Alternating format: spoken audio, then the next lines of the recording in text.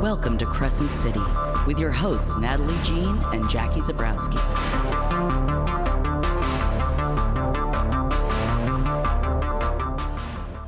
Bunch.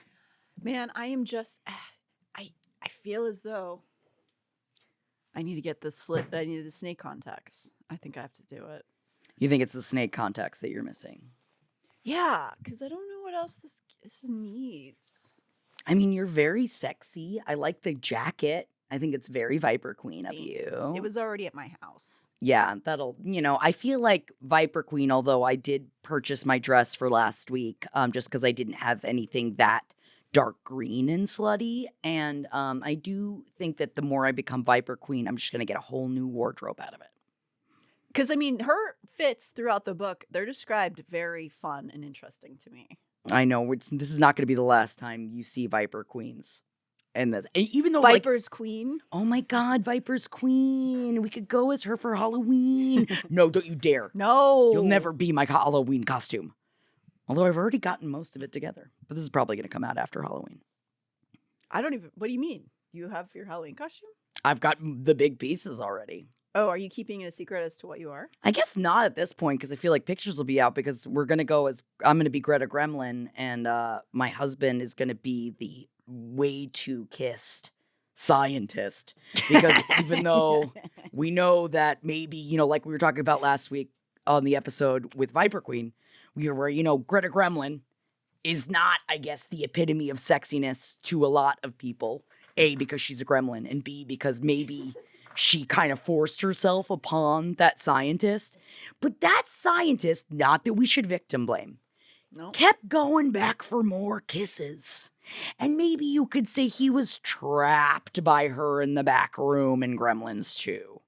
Or we could look at it, he was entranced by her seduction, and that is how I'm going to look at it because you can't take Greta Gremlin away from me. Greta Gremlin is a huge part of what helped me understand that I could be sexual and it wasn't shameful. She's canceled.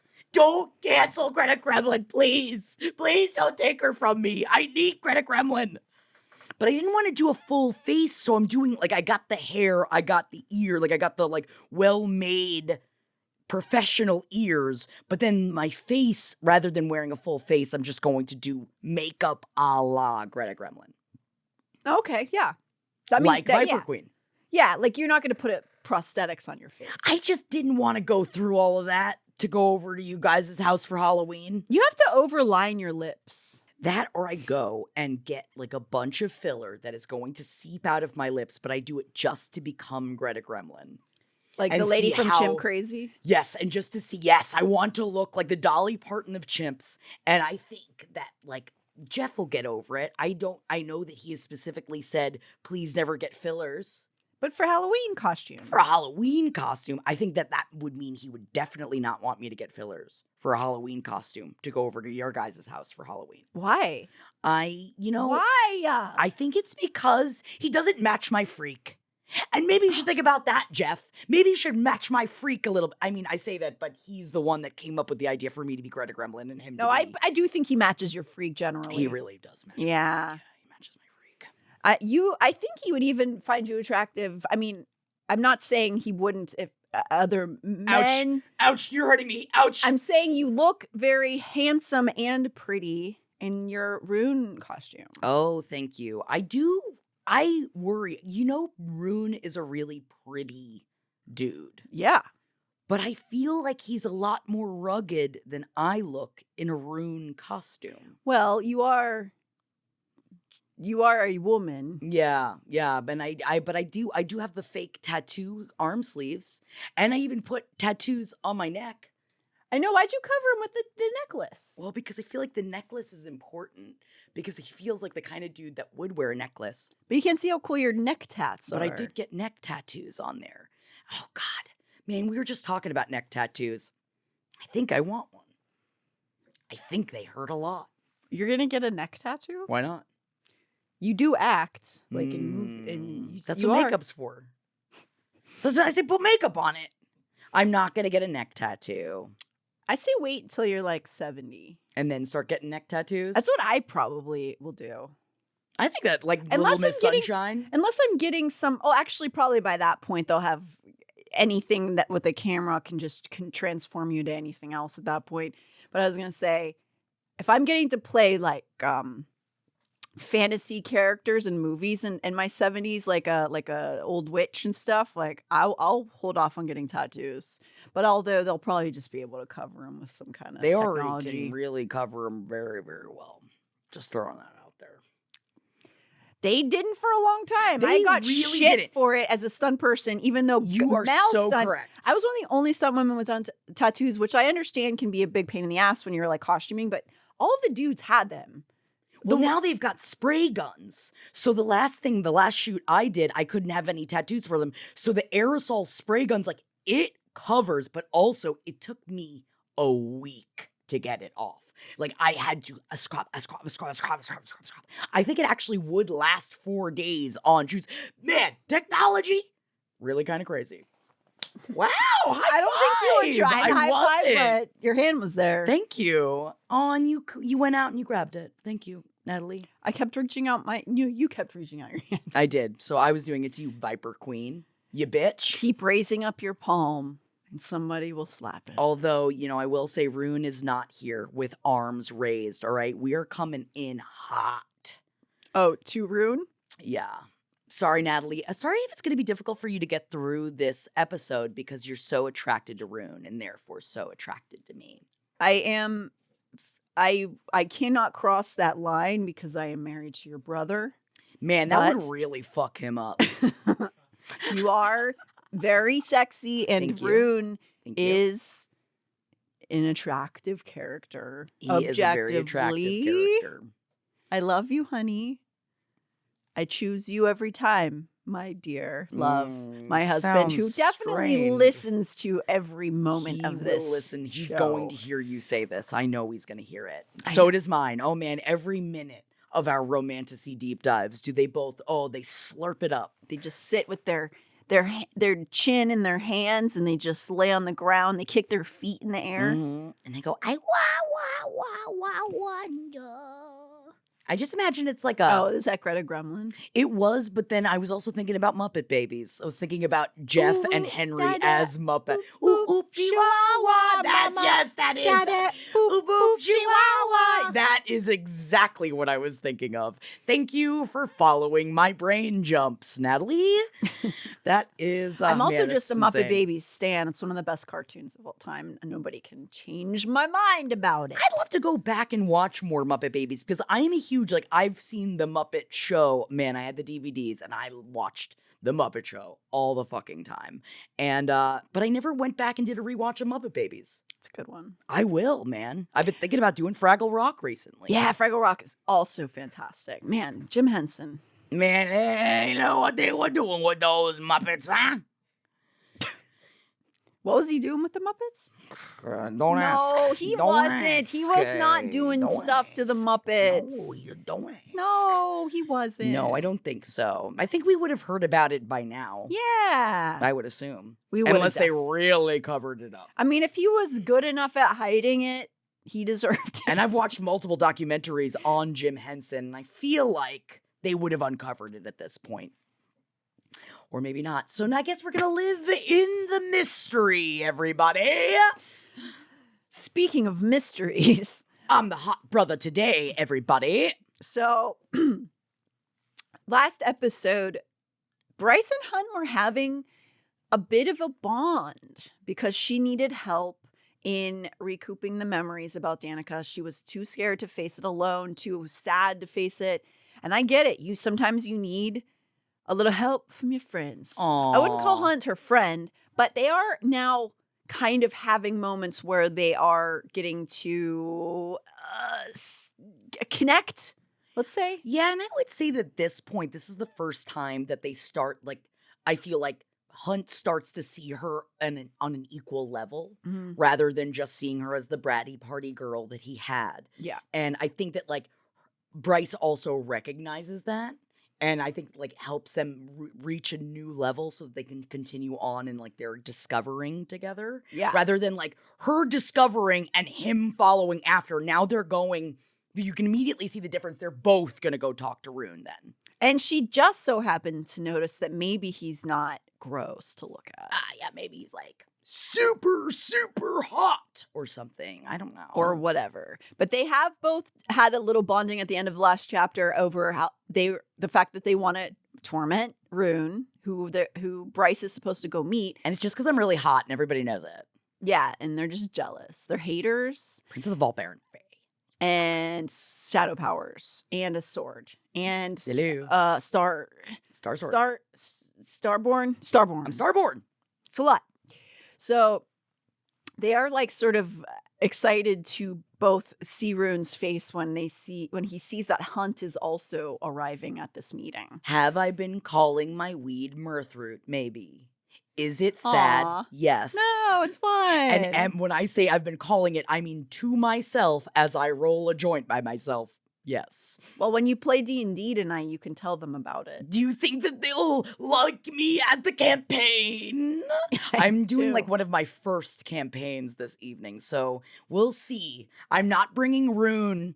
I'm only bringing Baxton Bigglesby, so you'll hear more about him in the future, I'm sure. Yeah, our house tonight is going to be, the dining room is filled with people playing D&D. And my backyard will be a bunch of people doing aerial circus stuff for a show, like a rehearsal. So that's what our house is like. We live a normal life. It's fine. But D&D technically is very, very normal of us to do. And we're not even doing it for content. We're only doing it to smile. And none of us know how to do that. So we're all like, why are we doing this? What, to have fun? Without clicks? I don't know it. But I guess I should start dressing up as Baxton. That'll really put them in their place. Yeah, so that does get you into character, right? Yeah, you're right. Oh my God, I'm going to buy costumes for Baxton. That's the last, Natalie. I feel like I just heard Jeff's ears somewhere perk up where he heard me talking about buying more costumes, and I know he wants to shut that down, but no, he can't. he heard it because he's like, my wife's excited and happy about it. Well, he is thing right now. He's dungeon mastering it, so he is very excited about how excited I am about it. If you can't pay rent, maybe you can make a big tent out of all of the different outfits that you've purchased. See, there you go. Forever room and board. Yeah. You're welcome, husband. Where are we gonna put him? Oh, you want to know where we're gonna put him, Jeff? Right up, yes. Yeah, I hope you got room. Bryce and Hunt meet Ruhn at the statue where Ruhn requested they meet. If you'll recall, he said there's no cameras there, and he's trying to have a secretive meeting about something they don't understand yet. So they go and meet him at Luna's statue, which is we've heard about quite a bit already in this book. It's a 30-foot high moonstone statue of the goddess Luna. A silver tiara of a full moon held by two crescent ones graced her upswept curling hair. At her sandaled feet lay twin wolves, their baleful eyes daring any pilgrim to come closer. Across the back of her throne, a bow of solid gold had been slung, its quiver full of silver arrows. The pleats of her thigh-length robe draped across her lap, veiling the slim fingers resting there. Fancy. The twin wolves I don't remember if we ever have a direct connection to that, but it does make me think of the origin myth of Rome, which is about twin. Me too. Could you explain it further just because I can't remember the details? The myth is supposed to be that there's two twins were left at got left at a riverside. Their names are Romulus and Remus, and they're found by, I think, a wolf who nurses them, and then they go on to create the city of Rome. Also, like chimp crazy. Maybe that's what Tanya thought she was going to do. Oh, nursing them. Oh, she wasn't nursing them. That was someone else nursing the monkeys. I think it was a different, other intense lady. Yes, yeah, it was. And who, insanely enough, wasn't the craziest person in that docuseries. No, but the woman who nursed the chimps was not the craziest person in that documentary. Would you, if you had milk coming out of your nipples and you knew that milk could go into the chimp's mouth and keep it alive, would you do You it? just put it in a bottle. You don't have to put it to your nipple. But doesn't that steal away the memory of what having a mother could be? What? Can you imagine the gnashing of a chimp's mouth on your nipples? I hear it hurts enough with a baby and they don't have any teeth.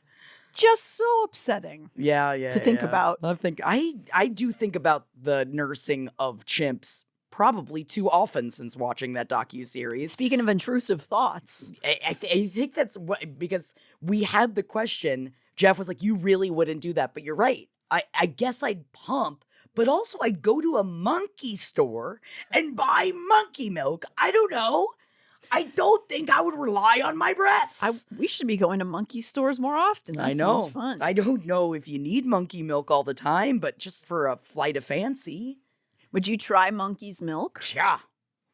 Yeah, definitely. But I'm a pro lactose kind of bitch.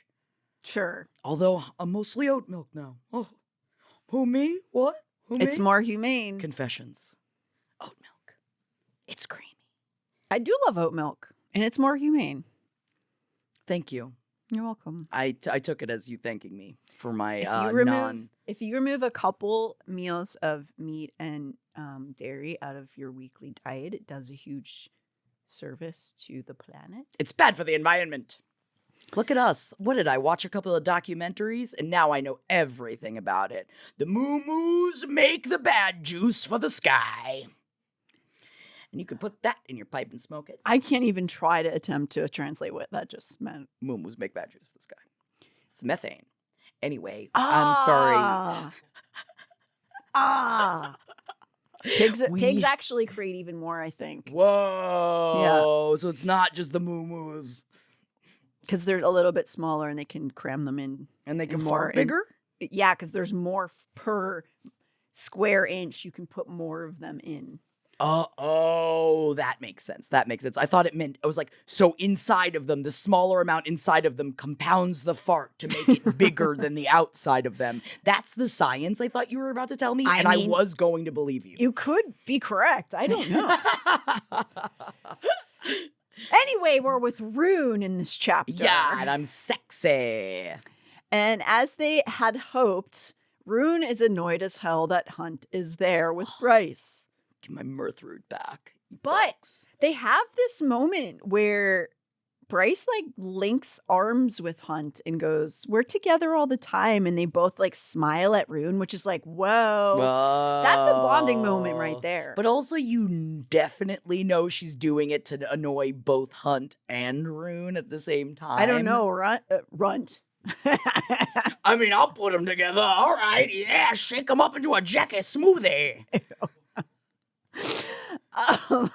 Give me the runt. Hunt seems pretty happy that she's touching him. I don't know. Call me crazy. Yeah.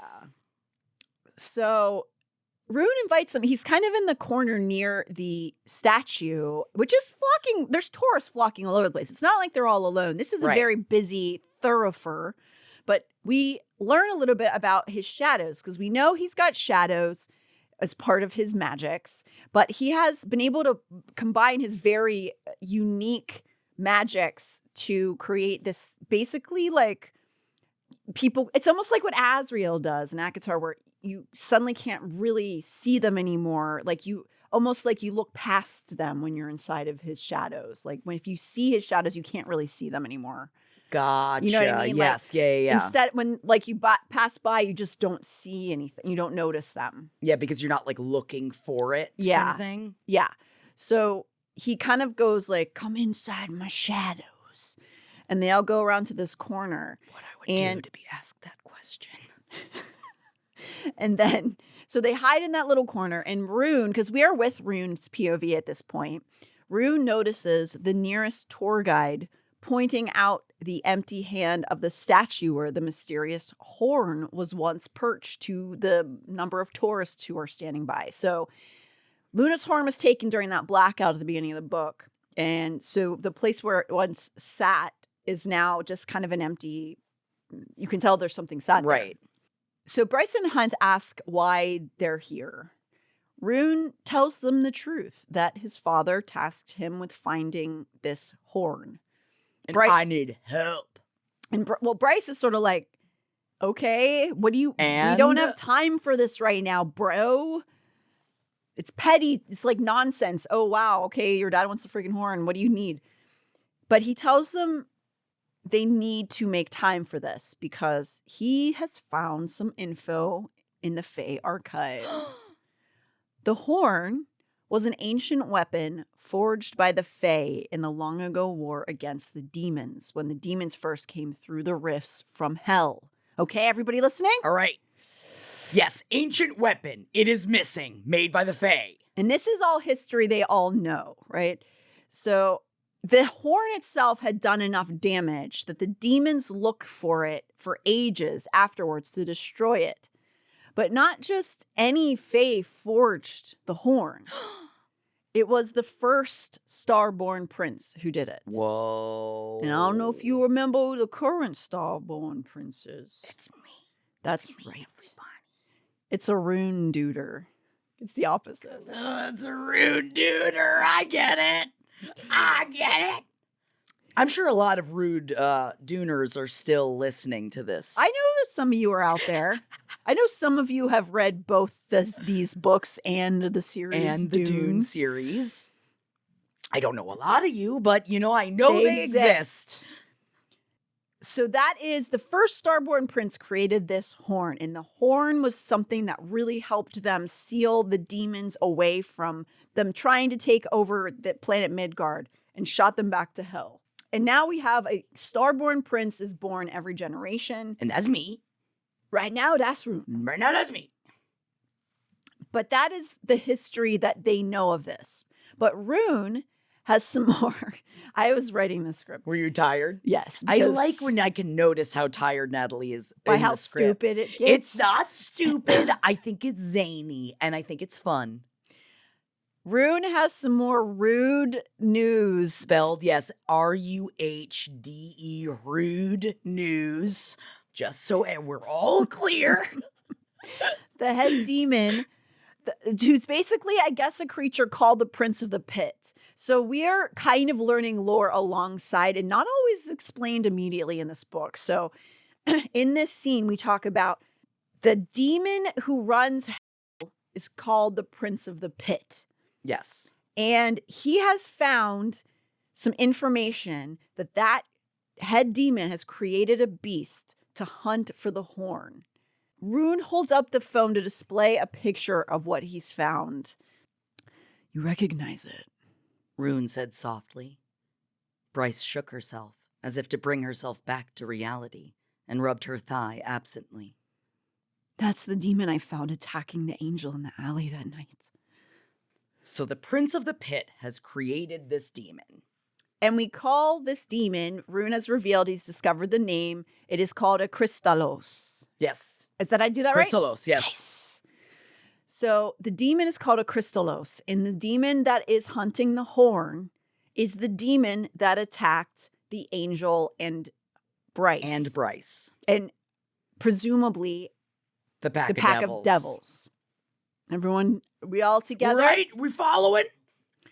And it's clear the Crystallos is because it dwells in the deepest pits of hell with no light. And it makes me think of the deep sea creatures you see, at the big fangs, but they're all kind of like translucent.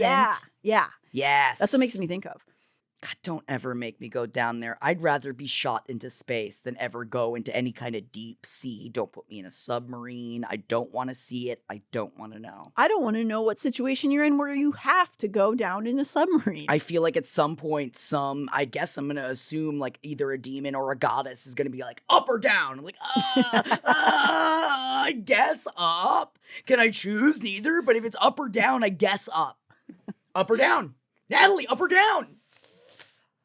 Up, because I want to see space, but I really love the ocean. I love the ocean floor. Those deep sea creatures are so fucking cool, but I think going in one of those ships would be absolutely mortifying and like upsetting. My one of my bio teachers and professors in college went down on the same ship that what's his name, who did the Titanic?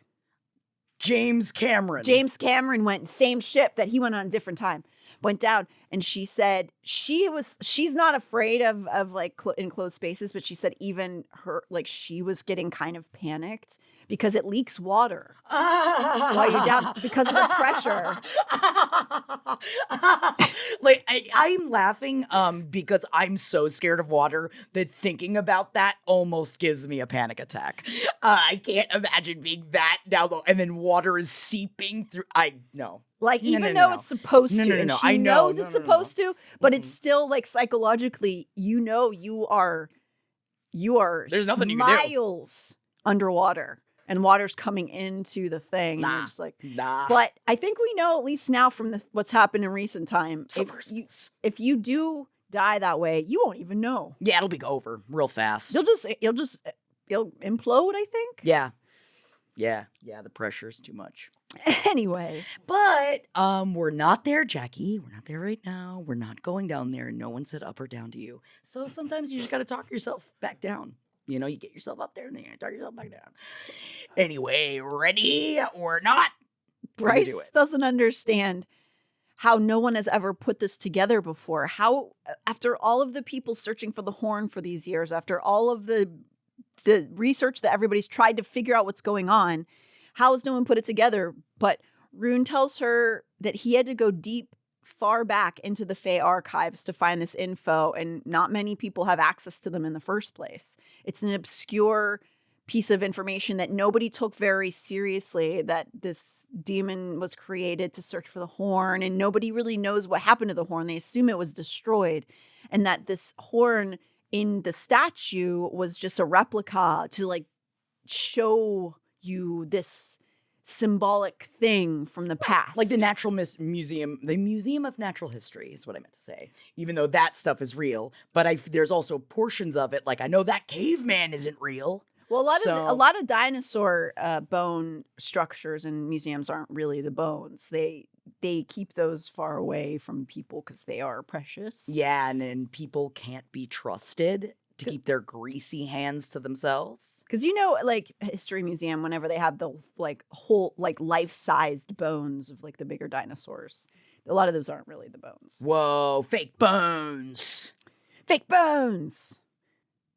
In fact, Ruhn needed to have the archives that he found translated from the old language of the Fae that very few people even speak anymore. He reiterates history they all know, that the first starborn prince, whose name is Peleus, fought the Prince of the Pit with the horn, won, sealing the Northern Rift mostly, although demons can still escape from it sometimes. But that horn was the thing that saved their whole world.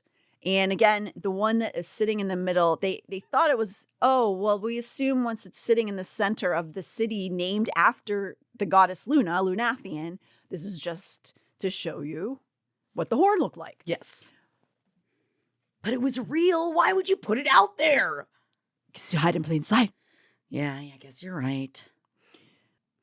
So there's obviously some connection from this horn that Ruhn is supposed to be looking after, and the creature that is looking for the horn also attacked a bunch of people. Right. And that's the thing that Bryce is supposed to figure out. And so none of them really understand why now and how this has something to do with the murders, but they all agree it seems too coincidental that the horn disappeared at the same time this creature attacked Bryce.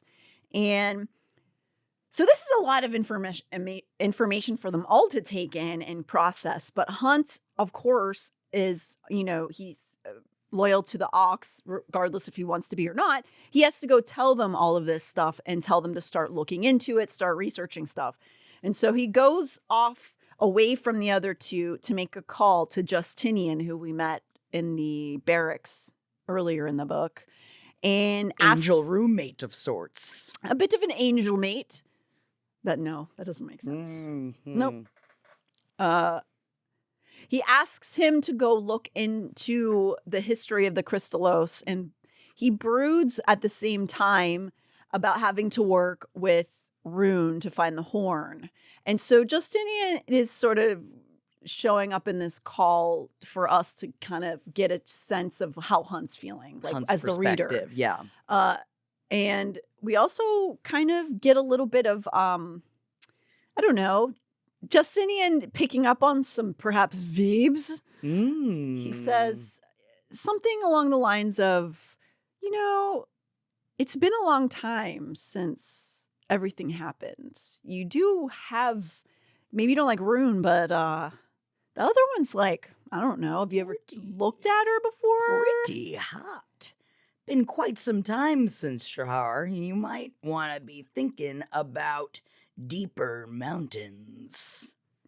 Is that something that you would say to a person that's attractive? Deeper mountains. Yeah, I've been looking for deeper mountains, and you are the plateau?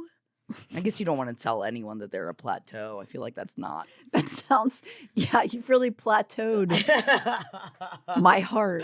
No, it's like, because like you're a safe space deep in the mountains. It's like good. It's like where you see like a lake. Like nestled. Yeah, like nestled, mountains. like where I want to nestle my face. You know what I mean? Okay, actually, that's something that's mentioned in this next chapter. Deep mountains? Yeah, because Bryce's mom wears the necklace. They basically, she talks about a thing that she's trying to sell Jessup on a different part. I didn't put it in the script, but in a part she's trying to sell to a leopard shifter this famous painting called The Embrace, which is a real famous painting. But in this world, the embrace is a man's face nuzzled in between breasts. I forgot that's also happening in this moment.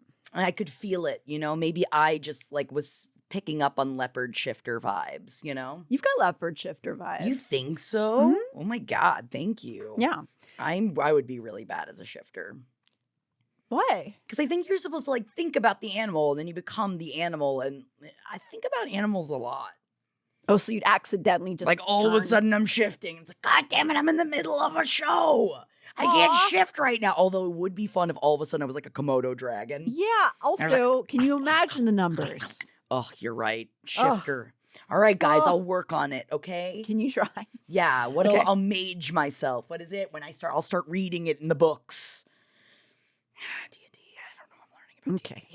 So he gets off. Whenever Justinian brings this sort of nudge up toward, he like kind of nudges like Hunt, you think? He just hangs the phone up, of course. Of course he does. But during that interaction, he's also watching the people pass by and notices a little acolyte, and we get like a tiny description of what is going on there. They essentially have like nuns, but they are beholden to Luna. So they're like Luna's acolytes. And he looks at a very young acolyte passing by, and he gives her a smile, and he's surprised to find that she actually smiles back, because most people don't smile back at him. Or like he never smiles at anybody. Yeah. But because he's so scary. He's scary looking.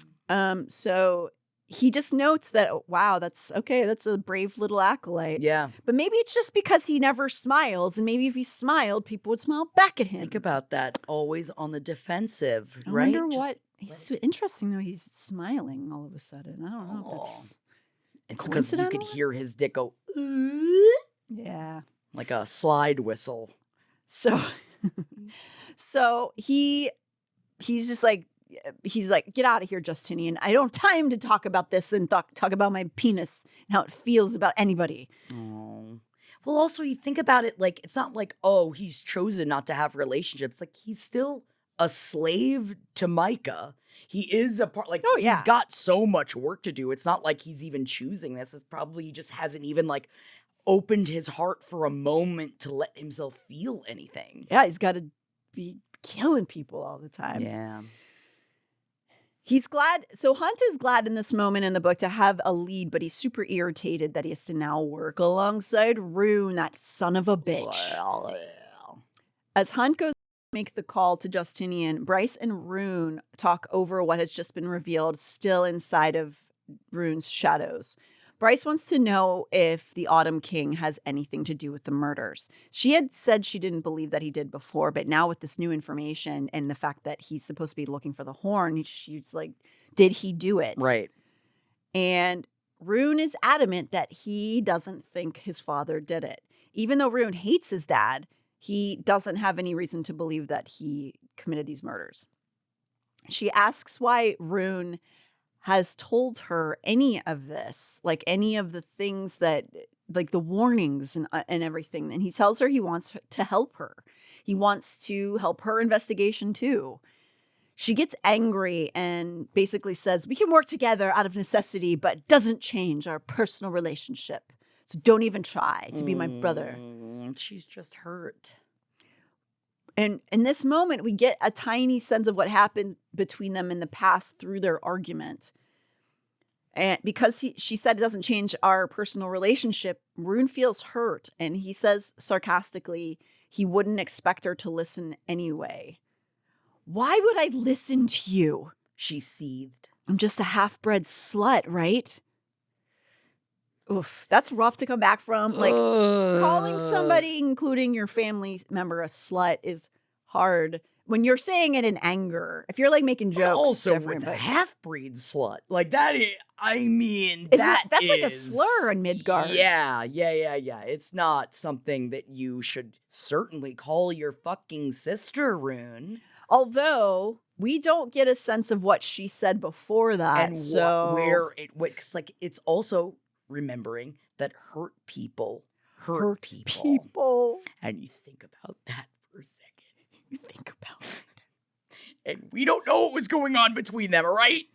So you do have to take that in consideration. Maybe she said something just as horrible, although he should know better as being the much older brother. I know, but man, siblings are, oh God, are they the ones that know exactly how to attack? And they can attack with such a like slight, precision. Exactly. They don't need much to take you out at the knees. And you're just like, grrr, and it just makes you not want to be vulnerable with anyone. And weirdly enough, it's funny because MJ and I have talked about this a lot. MJ and their brother, they grew up and they acted like brothers growing up. MJ, your co-host from your other podcast, Page 7. And Henry and I acted like sisters. We were definitely more vicious with our words. Well, let's be real. I was vicious with my words, and Henry just took it. He was busy wearing your mother's dresses as capes to play Phantom of the Opera, which is a real thing that happened. Or he was playing one of his made-up, he's playing the Flying Grape, which is one of his made-up characters, so who knows what was happening. He didn't have the time to call me a half-breed slut, is what I'm saying. And maybe it's for the best. So, I mean, probably because during that argument, it was what ended their relationship. And he cringes because he knows that's not a good thing to say. And he tries to tell her, she knows it was just in the heat of the moment, but she shrugs him off, essentially kind of calling him a poser rich baby, and storms off after Hunt, who's finishing up his phone call, leaving Ruhn alone in his shadows. Which is so not fair either, Bryce, because you have to remember, it's not like he had a great upbringing either. And you know that. Yeah. So you also know it really hurts him to call him a poser rich baby when, that's just not what he is. But on the outside, it looks like, oh, you're just hanging out with your bros in your big frat house, smoking your mirth root, not giving a shit. 75 years punk. Yeah, man. You got to live the life, man. But also, he knows that he is, born for more. He's a prince. He's a starborn prince. He didn't have a choice in the matter. It just found him. But it ends with him. Whoa. It ends with him. So, yeah, Ruhn is left alone in his shadows, just sitting there. Very Eeyore core, just in the corner in the shadows, just going, oh, man, everybody left. Bryce had to run back to work. Where Jessica immediately begins barking orders at her because, of course, she was called away from Griffin's to meet Ruhn when she probably was supposed to be working. And so Jessica's like, where are you? What you got to do? Get out. And so this is the leopard shifter section where they talk about the breast nuzzling. She has to deal with this shifter who she thinks is pretty pervy. before she can start to do her own research on the Horn, even though she has all this info now she needs to look through. I do feel like it's got to be really difficult to trust any kind of shifter, you know? Because They're they literally live shifty. that's the thing. They live a whole life, like a separate brain life as a different animal that, like, I feel like I wouldn't trust a shifter. They have to have I mean, some. Lysandra was notwithstanding, but Oh, throw a glass. Lysandra lover. Yeah, but like they can't be fully animals when they shift because then the animal would just be like, "Where's a bug? Where's a bug? Right. Hungry. Yeah. Give me a bug." So I guess they do have a human brain in there. At least somewhat, right? I would assume. It probably is more primal or something. Yeah, like a little bit more unhinged. Like you can't really control it quite. I guess it also would depend on what kind of animal you turn into. Tasmanian devil. That would be awesome. Tasmanian devils are not actually very exciting. What, they really. don't spin around? No, and they're tiny. What? Aren't they Yeah. also really, really mean? I don't know if they're mean. That's my lore. I'm sticking Okay. to it. They're According to me, fucking they're all rude. mean. They give you 1 star on man. Yelp. Oh, God, I hate when we get, and don't get me started on badger reviews. Oh, it's just like, you're going to take the word of a badger. All they do is complain. No, I'm busy being Eeyore Core over here, right? Yeah. Oh, my tail's going to fall off again. Oh, yeah, you're being Ruhn right now. Yeah. Yeah. Sorry, leopard shifter.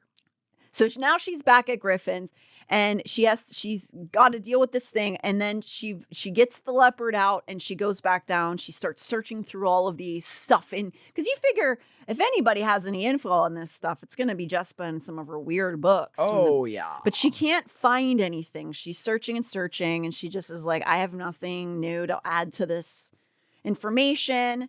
So she gets frustrated and she becomes impatient. So she's just like, okay, I'll go back. I'll start listing locations of Danica again. And she finishes it out from earlier that day. This time without Hunt, who had remained outside making all the phone calls to get people on the tip of trying to find what's going on with the Horn. So she's alone this time. By the time the sun was near setting and Syrinx was ready to be walked home, Bryce would have traded what was left of her soul to a reaper just for the quiet comfort of her bed. It had been a long fucking day, full of information she needed to process and a list that she'd left in her desk drawer. So she basically goes home just exhausted and just passes out in bed. So there's no more interactions. She's feeling emotionally drained completely from this. Well, this is a lot of information, and also like bringing back up a bunch of shit she probably doesn't want to deal with. On Dealing with her top brother, of the Danica shit, thinking about Danica. Just a lot. It's a lot. So the next morning, Bryce is back at the office, and she gets a call from Jessica asking her, demanding. She demands that Bryce go up to her personal office to get a specific file. So this is the first time we've been in Jessica's office, which is kind of on the second floor with the big window overlooking. I don't know why I always think of like a grocery store for some reason, because the manager usually sits up in the top of a big ass grocery store. And looks out. That you could like see down. Yeah. Gotcha. Yeah. So I that's what I envision her office looks like. And so we have never entered in here, but now Bryce has to go up to get something for Jessica. And as Bryce is going up, she's not happy about doing it. She's like distracted by all the stuff. And Jessica kind of gets a little hint of snippiness in Bryce's voice, and she does not care for it. She threatens to turn Bryce into a worm. Okay, Jessica, you're already very scary. You don't have to threaten to turn everybody into animals. But she makes it very clear that Bryce is not to question her commands, her requests. The conversation reminds Bryce that Jessica has, as we've learned already, transferred to the House of Flame and Shadow on her own accord, which sketchy is at best. Not really sure why she did that, but it seems like for nefarious purposes. Probably, yeah. As she enters the office that we've never seen before, she turns on the overhead lights and she sees The lights illuminated a dismantled gun hanging on the wall behind the desk, the Godslayer rifle gleaming as fresh as it had the day it had been forged. She could have sworn a faint whine radiated from the gold and steel, like the legendary lethal gun was still ringing after a shot. Just annoying. Very scary. If that was coming at me, I'd be like, go ahead, just end it. Make that stop. So she notes also that the gun is broken into 4 pieces, but can easily be reassembled. It's almost set up like it's artwork, and maybe you wouldn't even think that it worked, but it does. I love our researchers note, our novel's Chekhov's gun moment. It's very good. It's a Godslayer rifle on the wall. Don't worry about it, guys. Yeah, sure. Yeah, it's there. It's ready to be used. But yeah, we don't know. We don't know. I don't think we need it or nothing. Just so you guys know that we know that there's a Godslayer rifle on the wall. But thank you, Jess. We don't necessarily get a full description of what the Godslayer rifle is, but you can kind of assume from context clues what it is. A very powerful weapon that is also extremely rare. Bryce also knows another major piece of info. A very specific, a very special bullet sits in the safe in that room, etched with the words Memento Mori, just like in the meat market. Whoa. So this is a weapon, like a major weapon. It seems. It's called a Godslayer, so put it together. Seems pretty scary, yeah. So, just of note, she does Jessica's bidding, but also gently in that conversation as she finishes retrieving the file for Jessica, decides to just ask Jessica if she, by any chance, knows, off the cuff, anything about like Luna's horn or something. Not that I would know nothing about it. I just want to know. Yeah, especially when your voice gets up. Have you just thought about that, Jessica? Jessica's quiet for a moment and then asks if this is something to do with her investigation. Jessica immediately knows what's up, and it's almost like she's hundreds of years old or something and like remembers that Luna's horn is missing or remembers. I just like her presence. Like, I'm just going to ask. Just who knows? I mean, why not? But then Jessica it seems to like, I don't know, like make her prickle up or like something. She has a weird reaction and she just says, I don't know anything. And she just like hangs up the phone. So that's not helpful. Bryce returns to what else she has to do that day, dreading the words the Viper Queen has told her. Look towards where it hurts most. No, that's like the opposite of where I want to look. Please. Please, do I have to? Please. It's like every week when I go to therapy, I'm just like, oh, I know we need to like get through it and like process it and everything, but like, can't I just be fixed? Can't we just snap our fingers and I'm fixed? Apparently, that's not how it works. Oh, that's what they want you to believe. Yeah, they're all scam artists. They're all not. Therapists are scam artists. That's not true. I desperately need my therapist. No, it's very, very helpful. Before she can proceed, though, Hunt begins to blow up her phone. She answers it like, hello? There's been another murder. His voice was tight, cold. She nearly dropped the phone. Who? Oh, God. Oh, my God. Not again. She's in a panic. It's not what she wanted to hear that day. Hunt tells her that they need to get over there. He basically shows up at the front door of Griffin's and says, we're going right now. She tries to brush it off and say, oh, I can't. Like, I'm busy right now. Like, trying to be, like, kind of standoffish about it. That ain't working with Hunt, babe. And he's basically like, get in. We're going shopping. Yes, please. So she starts to follow him. And I think in this moment, Hunt mistakes her tone for her normal kind of flippant behavior because she kind of tries to brush it off. But he doesn't know her well enough yet. He's not really realizing she's starting to spiral from panic. Also, he's probably so used to death at this point that he probably doesn't even think about, oh, yeah, another mutilated body. Or just also having to like understand, and I think in the opposite perspective of like him dealing with the emotions of another person that he has not had to deal with it and or care about in hundreds of years, Yeah. you know? And like that's not something you could just flip a switch and all of a sudden you're like, hey, what's up? What's going on? Let's like get into this. Let's process it together. That's just not who he is. She's like, what, are you upset? Somebody died. We got shit to do. Yes. So she kind of just agrees, or at least follows him out without fighting too hard.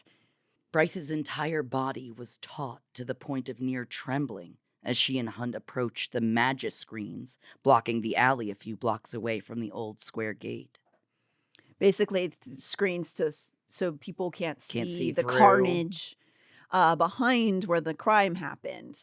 So this is nearby where they were the day before, and she's having a hard time focusing on what's going on. She's getting sort of that feeling that people can get sometimes where, I mean, at least I know this feeling of when you start to like panic is mixed with like dread and depression or like sadness, and then you start to almost like, it's like almost feeling like fainting a little bit. I don't know how to explain that. When it's just, I think that it's like when you're so overwhelmed with a bunch of oppressive emotions that you almost can't function. Yeah. Where it's almost like you can't even stand up. Like you actually do feel faint. You must sit because it's just too overwhelming. And I've had that experience before. I'm sure you have had that experience before when it's just too much. So she's doing that and trying to make it look like she's not like doing that, which is another thing that happens a lot when you're in that situation when you're pretending. I'm fine. No, everything's fine. And you just want everyone to stop looking at you. Don't talk to you. You'll be fine. Yeah. But she's present enough to hear his words that the body they're going to see right now, it looks like it was an acolyte from Luna's temple, just like they had seen the night prior. Blood had splashed across the bricks of the building, pooled on the cracked stones of the alley floor, splattered on the sides of the dumpster. And beside that dumpster, as if someone had chucked them out of a bucket, sat clumps of red pulp. A torn robe lay beside the carnage. Ew. Another one of these, man, just ripped apart into chunks. Huh? I feel like, do you think if you see the third body ripped apart by chunk, do you stop? Does it not affect you as much? I think. Or you gotta wait till you see like 100 bodies of red pulp. I think you should never feel nothing for that. I think probably that's like a good sign to stop doing whatever job you're doing. Yeah, if you keep seeing all the red pulp, maybe go somewhere else. Or if you're not affected by it, I mean, if you just see it and you're like, oh, there's some lumps and you don't care, then maybe you shouldn't do that job anymore. I mean, Hunt certainly needs a therapist, but, we won't need to deal. Like, I'd love to talk to some of the therapists from Lunathian just in general, just to see how they get through it. How do you deal with all How are this? you doing? Because I know therapists definitely need therapists. So That's true. I don't know, man. So seeing this is not helping her fainting spells. She's really getting like basically dizzy, what I would call it.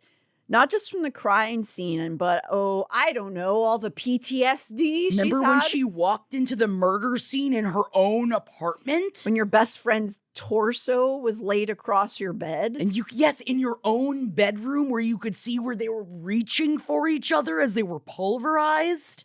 Yeah, I think she's got a couple of bad memories in there. She's about to basically drop when she feels a hand on her shoulder and it pulls her away from the scene. But it's not Hunt's. Ruhn has suddenly appeared. And he is brothering the heck out of her. I know he is. Telling her to look away, that she doesn't need to be at this crime scene. Even though that's really what she'd prefer, she kind of yanks herself away from him and says, don't fucking touch me. She doesn't need anybody to fawn over her. She doesn't need any help. She's still at that portion. Ruhn chastises Hunt for bringing her here. Basically saying, why did you do this? You're an asshole. Hunt is a little sheepish because I think maybe he's realizing how much Bryce is freaking out. Yeah. But he also says, I warned her about it. And the boys begin to bicker about her, basically, and as she walks away. And which man will take care of Yeah. me? I know that that's not what you should feel, but that's just how I feel. she doesn't want it, but it's also both of them doing it out of a concern. Concern and care, yes. So I don't think that's like the worst thing on earth. It's maybe a little irritating, but it's because they care about her. And they both are telling her how to feel in certain ways, but it's like other opposite ends of the spectrum. And she doesn't really need that from either of them. She just decides after Ruhn shows up, she just starts walking away. Both of them, really, and just lamenting her past. She's thinking about how at different days she would start this healing process by dancing, and she doesn't even have that. And that is also bringing her a lot of sorrow in this moment, just sort of lamenting who she was before all of this. A rain-kissed scent brushed her nose as Hunt fell into step beside her. And there he was, another memory from that night. She means the night of the murders, of course, because he had sewed her up, if you'll recall. Even though she's not super aware, I don't think that he did that. She knows he was there because of being in the police station. Imagine the patches of what you remember from an experience like that, or I could assume. And I guess remembering his scent from that night. Yeah. And that's probably, I don't know if it's like a super negative thing, but it's like it's another trauma thing probably to have another sensory memory of that night while looking at the carnage of an acolyte on the street. Yeah, it's a lot. But she doesn't bite his head off. She doesn't tell him to get away. They just are kind of talking as she exits the scene, and he seems to try to be getting her to talk, and he asks her how she survived that night. How did she survive the Crystallos? I didn't survive, she mumbled, crossing a street and edging around a car idling in the interaction. It got away. But the Crystallos pinned Micah, ripped open his chest. She nearly tripped over the curb and whipped around to gape at him. That was Micah? Dun dun dun! Beep-bop, beep-bop!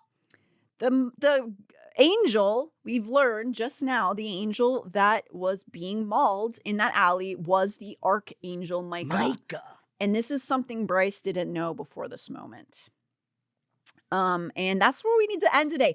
We are going to need to work through more chapters per episode moving forward, but there's just so much stuff happening. It's just the front half of this book is so dense with lore and setting up the world. And we know SJM's very good at it, but now the story is starting to really churn, and I know that it will clip along from here. We had to get the world building. We had to get the world building in there.